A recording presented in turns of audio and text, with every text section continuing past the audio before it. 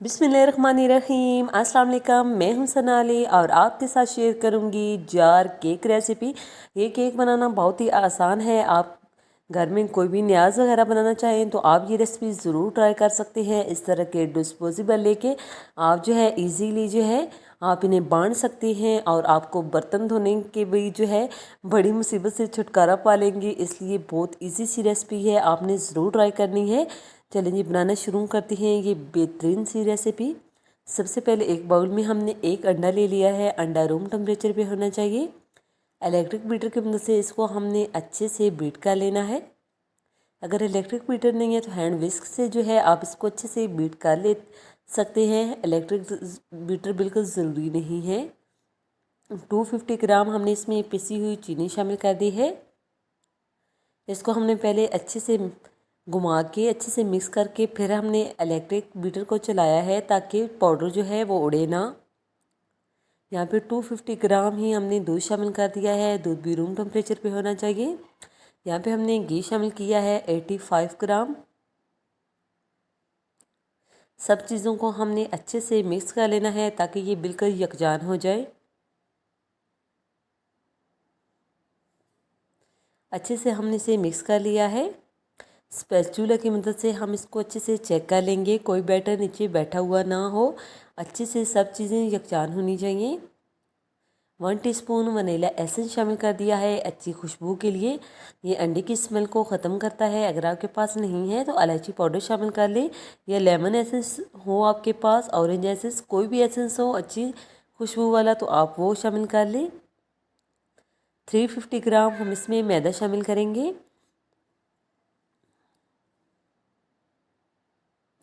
छानना ज़रूरी है। आपने हमेशा बेकिंग में सभी चीज़ों को छान के शामिल करना है, जो भी ड्राई इंग्रेडिएंट्स हों। यहाँ पे हमने 15 ग्राम बेकिंग पाउडर शामिल कर दिया है। यहाँ पे याद रखिएगा ये बेकिंग सोडा नहीं है, ये बेकिंग पाउडर है। स्पैचुला की मदद से हम इसके अंदर इसको थोड़ा सा मिक्स कर लेंगे।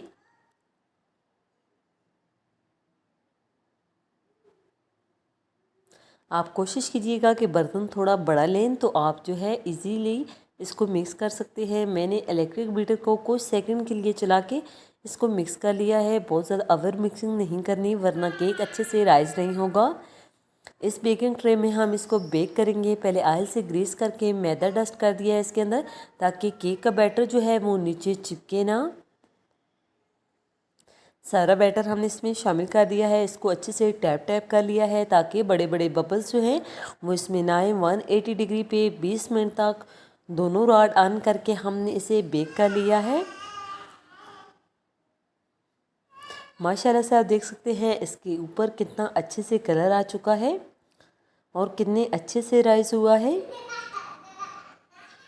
ये केक का स्पॉन्ज बहुत ही अच्छा बन के तैयार होता है, बिल्कुल फ्रेश, और 5 से 6 दिन तक रूम टेम्परेचर पे भी ये ख़राब नहीं होता।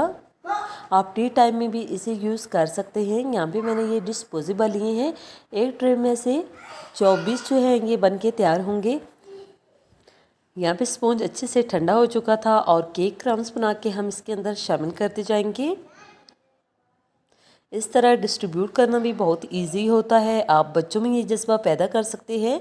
बचपन से ही जो है आप उन्हें ये बांटने की आदत डालेंगे तो वो हमेशा इंशाल्लाह इसी तरह से डिस्ट्रीब्यूट करेंगे।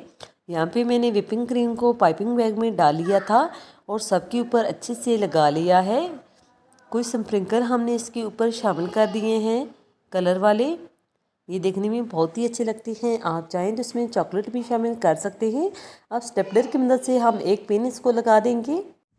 इसी दौरान अगर चैनल पे नए हैं और आपको हमारी रेसिपी ज़रा भी अच्छी लगी हो तो जल्दी से अपने आप ही के चैनल को लाइक कर दीजिए, सब्सक्राइब और शेयर ज़रूर किया करें। बेल आइकन को प्रेस करना बिल्कुल नहीं भूलना। फैमिली और फ्रेंड के साथ शेयर ज़रूर करना है और कमेंट करके अपनी कीमती राय का इज़हार भी ज़रूर करना है कि आपको ये रेसिपी कैसी लगी। आप इसे 3 से 4 घंटे तक ठंडा करें और सर्व करें।